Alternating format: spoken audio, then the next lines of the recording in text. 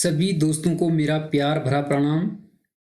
मैं गंगा प्रकाश वैश्विक your selection sure YouTube channel में आपका बहुत बहुत स्वागत करता हूं। आज की इस वीडियो में हम जानेंगे संविधान क्यों और कैसे। इसके अंतर्गत सर्वप्रथम जानेंगे संविधान वास्तव में क्या है। इसके अतिरिक्त हम चर्चा करेंगे संविधान की आवश्यकता क्यों पड़ती है। साथ ही हम जिक्र करेंगे भारतीय संविधान सभा का निर्माण किस प्रकार से किया गया। इसके अतिरिक्त हम विस्तार पूर्वक जिक्र करेंगे संविधान सभा का स्वरूप कैसा था और अंत में विस्तार से चर्चा करेंगे भारतीय संविधान के प्रमुख स्रोतों के बारे में। यह वीडियो काफ़ी महत्वपूर्ण होने वाली है। यदि आप भारतीय संविधान सभा के स्वरूप, उसके निर्माण, उसके स्रोत और संविधान की आवश्यकता क्यों पड़ती है और संविधान वास्तव में है क्या, इन महत्वपूर्ण तथ्यों को विस्तार पूर्वक समझना, जानना और परखना चाहते हैं तो इस वीडियो को अंत तक अवश्य देखें। तो आइए शुरू करते हैं आज की इस बेहतरीन और महत्वपूर्ण वीडियो को।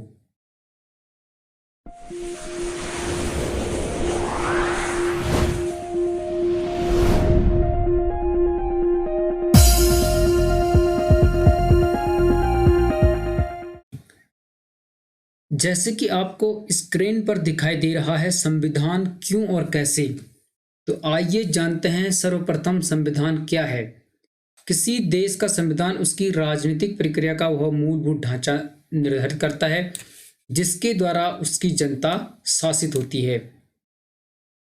हम यह कह सकते हैं कि किसी देश का संविधान उस देश की राजनीतिक प्रक्रिया का वह बेसिक स्ट्रक्चर है जिसके आधार पर उस देश की जनता शासित होती है। संविधान किसी राज्य की सरकार के जो 3 प्रमुख अंग होते हैं, यथा बात करें तो विधायिका, कार्यपालिका और न्यायपालिका, इनकी स्थापना करता है। तो संविधान के द्वारा ही सरकार के 3 अंगों की स्थापना की जाती है। संविधान सरकार के तीनों अंगों की शक्तियों की व्याख्या करता है तथा उनके कर्तव्यों की सीमा का निर्धारण भी करता है।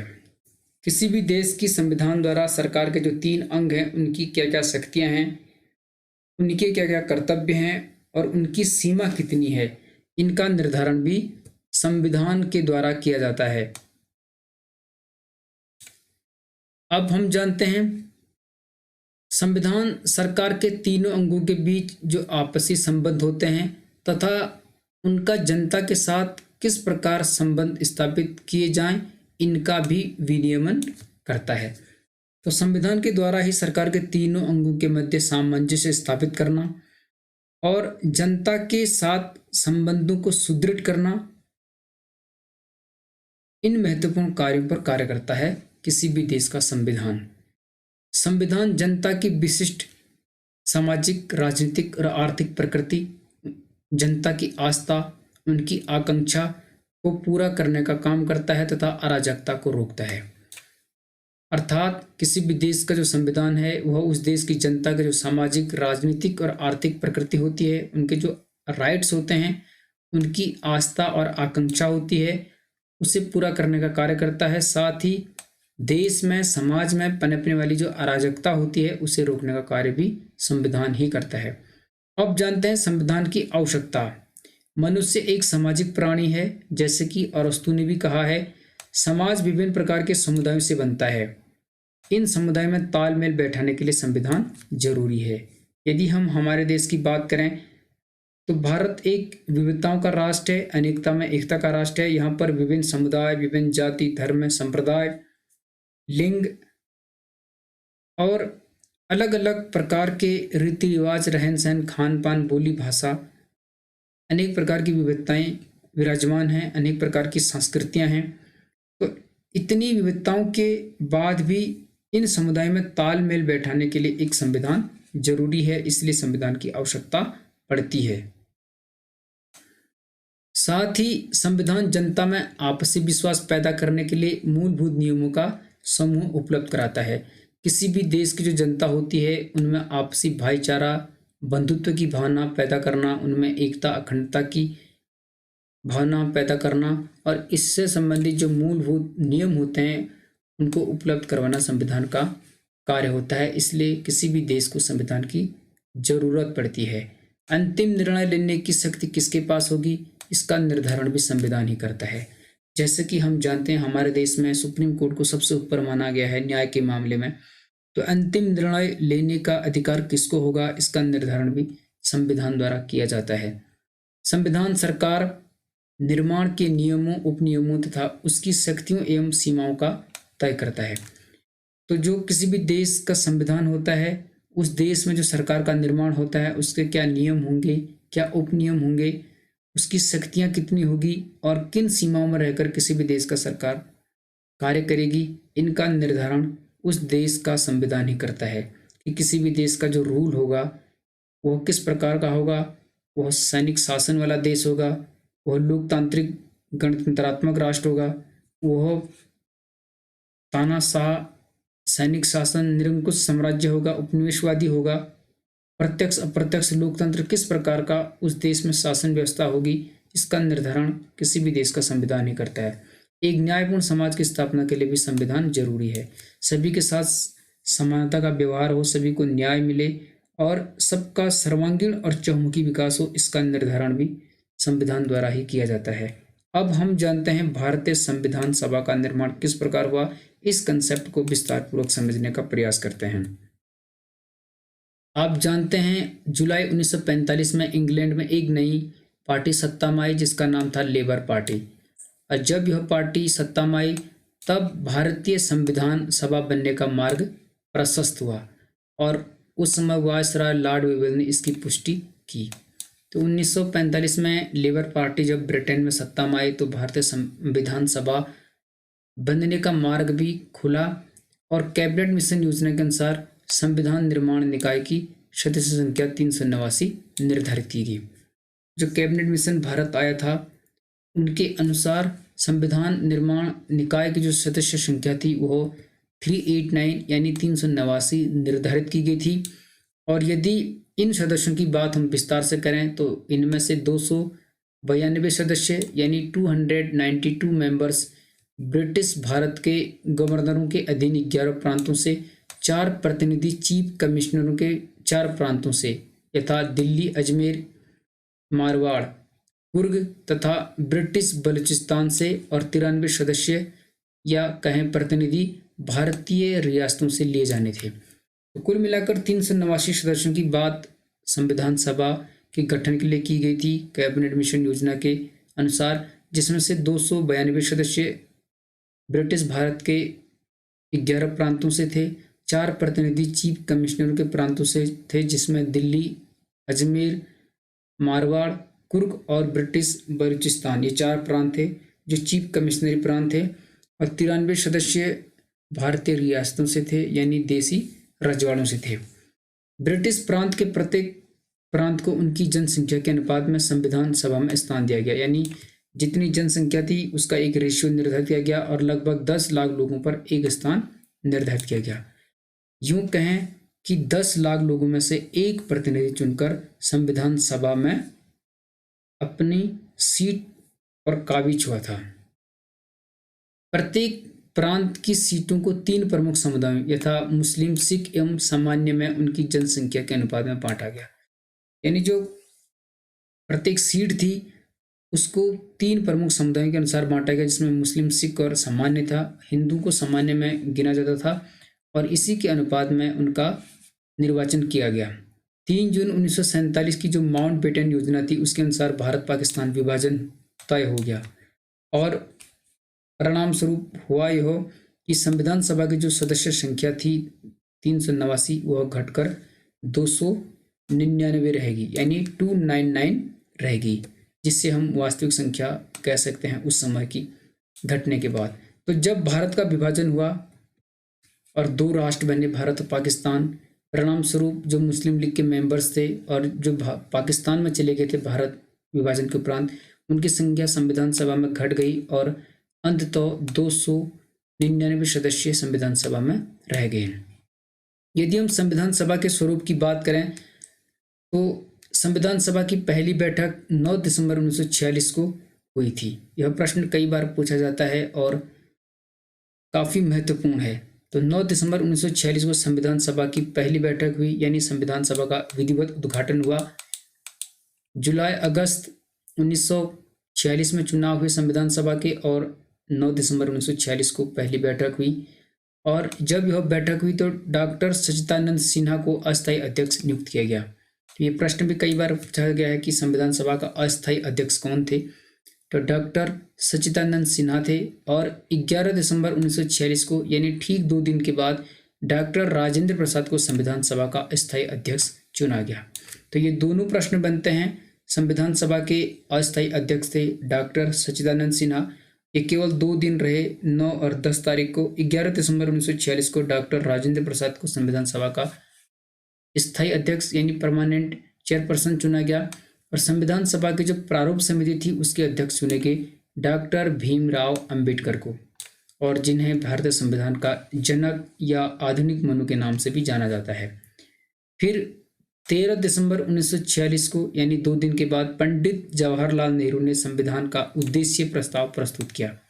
जो वर्तमान में भारतीय संविधान का प्रियम्बल है, जिसे प्रस्तावना या उद्देशिका भी कहते हैं, यही वह उद्देश्य प्रस्ताव था जिसे 13 दिसंबर 1946 को पंडित जवाहरलाल नेहरू ने संविधान सभा में प्रस्तुत किया था। इसमें भारत के भावी प्रभुत्ता संपन्न लोकतंत्रात्मक गणराज्य की रूपरेखा प्रस्तुत की गई, जिसे 22 जनवरी 1947 को संविधान सभा द्वारा स्वीकार किया गया। तो यह प्रश्न भी कई बार पूछा गया है। जो वर्तमान में भारतीय संविधान की प्रस्तावना है, जिसमें भारत को एक संपूर्ण प्रभुत्व संपन्न समाजवादी पंथ निरपेक्ष लोकतंत्रात्मक गणराज्य घोषित किया गया है, लिखा गया है कि हम भारत के लोग भारत को एक संपूर्ण प्रभुत्व संपन्न समाजवादी पंथ निरपेक्ष लोकतांत्रिक गणराज्य बनाने की जो बात संविधान की प्रस्तावना में कही गई है, जिसे हम संविधान का दर्पण कह सकते हैं या संविधान की आत्मा कह सकते हैं, यह जो शब्द हैं यह 13 दिसंबर 1946 को जो पंडित जवाहरलाल नेहरू द्वारा संविधान में उद्देश्य प्रस्ताव प्रस्तुत किया गया था उसी के अंश हैं, जिसे 22 जनवरी 1947 को संविधान सभा द्वारा स्वीकार किया गया। 26 नवंबर 1949 को भारत का संविधान अंगीकृत, अधिनियमित और आत्मनिर्भर किया गया। यानी 26 नवंबर 1949 को संविधान बनकर तैयार हुआ। तो हम यह कह सकते हैं कि पहली बैठक 9 दिसंबर 1946 को हुई और 26 नवंबर 1949 को बनकर तैयार हुआ। कुल मिलाकर 2 वर्ष 11 माह 18 दिन का समय भारतीय संविधान को बनने में लगे। जब संविधान बनकर तैयार हुआ तो उस समय संविधान में 22 भाग थे, 395 अनुच्छेद थे और 8 अनुसूचियां थी। यदि वर्तमान की बात करें तो लगभग 448 से अधिक अनुच्छेद हैं, 25 भाग भारतीय संविधान में हैं और 12 अनुसूचियां हैं। तो कई बार अमेंडमेंट भारतीय संविधान में किया गया है, संशोधन किया गया है। अनुच्छेदों की संख्या घटाएगी, बढ़ाएगी, भाग भी बढ़े और अनुसूचियां भी बढ़ाएगी हैं। और संविधान बनने में, जैसे कि मैं बता चुका हूँ, 2 वर्ष 11 महीने और 18 दिन का समय लगा। कुल मिलाकर संविधान बनने में 166 बैठकें हुई। यह भी काफी महत्वपूर्ण प्रश्न है। 26 नवंबर 1949 को भारत का संविधान अंगीकृत, अधिनियमित और आत्मनिर्भर किया गया और 26 जनवरी 1950 को विधिवत रूप से यह लागू कर दिया गया। क्योंकि 1930 में जो लाहौर अधिवेशन हुआ था उसमें 26 जनवरी को प्रतिवर्ष स्वतंत्रता दिवस के रूप में मनाने का संकल्प लिया गया था और इसीलिए 26 जनवरी की तिथि को इतिहास में सदा के लिए अमर बनाने के लिए 26 जनवरी को संविधान लागू करने के रूप में स्वीकृत हुआ और इसलिए हम प्रतिवर्ष 26 जनवरी को रिपब्लिक डे या कहें गणतंत्र दिवस के रूप में सेलिब्रेट करते हैं। अब हम जानते हैं भारतीय संविधान के स्रोत। इन पर विस्तार से चर्चा करते हैं कि किस देश से हमारे संविधान में किन किन प्रावधानों का निर्धारण किया गया है। संविधान की यदि हम सबसे बड़े स्रोत की बात करें तो लगभग 75% अंश भारत सरकार अधिनियम 1935 से लिया गया है। जो भारत शासन अधिनियम 1935 है, यहाँ से लगभग 1/3 जो रूल रेगुलेशन है, शासन प्रणाली है, उससे भारतीय संविधान में लिया गया है। और 1928 में नियुक्त मोतीलाल नेहरू की जो नेहरू समिति थी, नेहरू कमेटी थी, उससे मूल मानव अधिकारों को शामिल किया गया है। तो यहाँ से भी कई ऐसे कंसेप्ट थे, ऐसे प्रावधान थे जिनको भारतीय संविधान में शामिल किया गया है। अब जानते हैं अन्य देशों की संवैधानिक प्रणालियाँ।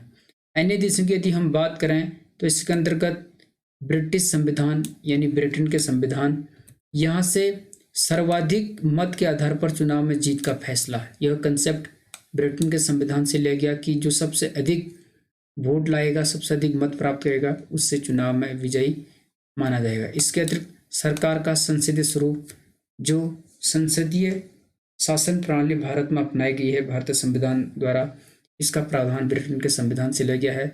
इसके अतिरिक्त कानून के शासन का विचार कि कोई भी शासन कानून के आधार पर होगा, यह प्रावधान भी ब्रिटेन के संविधान से लिया गया है। विधायिका में अध्यक्ष का पद और उसकी कानून निर्माण में जो विधि है, इसका प्रावधान भी हमने ब्रिटेन के संविधान से किया है। अब हम जानते हैं अमेरिका के संविधान। अमेरिका के संविधान की बात करें तो मौलिक अधिकारों की सूची, वर्तमान में 6 मौलिक अधिकार हैं, मूल संविधान में 7 मौलिक अधिकार थे। इसके अतिरिक्त संविधान की प्रस्तावना, तो जो फंडामेंटल राइट्स हैं और प्रीएम्बल ऑफ द कॉन्स्टिट्यूशन है, इन दोनों महत्वपूर्ण प्रावधानों का जो उल्लेख है यह अमेरिका के संविधान से किया गया है। न्यायिक पुनरावलोकन यानी जुडिशियल रिव्यू की जो शक्ति है और न्यायपालिका की स्वतंत्रता और साथ ही उपराष्ट्रपति का पद, यह भी अमेरिका के संविधान से लिया गया है। न्यायिक पुनरावलोकन काफ़ी महत्वपूर्ण कंसेप्ट है जिसे जुडिशियल रिव्यू कहते हैं। इसकी शक्ति और न्यायपालिका की जो स्वतंत्रता है यह अमेरिका के संविधान से लिया गया है। न्यायिक पुनरावलोकन की शक्ति उच्च न्यायालय और उच्चतम न्यायालय दोनों का है। तो यह काफ़ी अनोखा प्रावधान भारतीय संविधान में किया गया है। अब हम जानते हैं आयरलैंड के संविधान। आयरलैंड के संविधान की बात करें तो राज्य के नीति निर्देशक तत्व यानी DPSP, directive principle of state policy, जिन्हें भारतीय संविधान के अनुच्छेद 36 से 51 में रखा गया है, जो राज्य की नीति के लिए निर्देश निर्धारित करते हैं।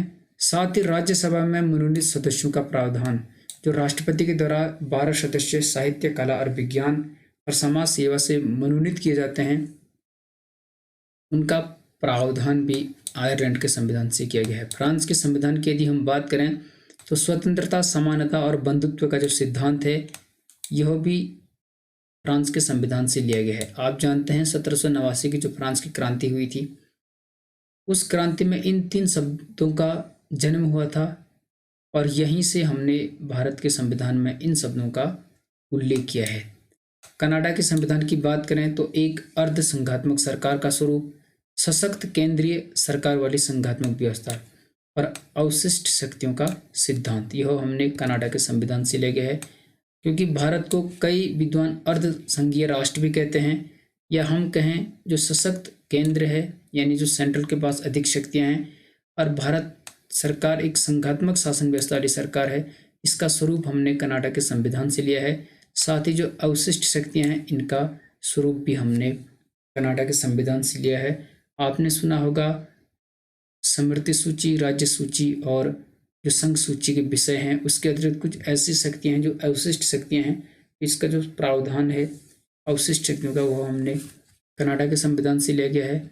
और स्मृति सूची का जो निर्धारण हमने किया वो हमने ऑस्ट्रेलिया के संविधान से लिया है। इसके अतिरिक्त कई अन्य सारे प्रावधान हैं, जैसे जर्मनी के संविधान से आपातकाल की बात करें।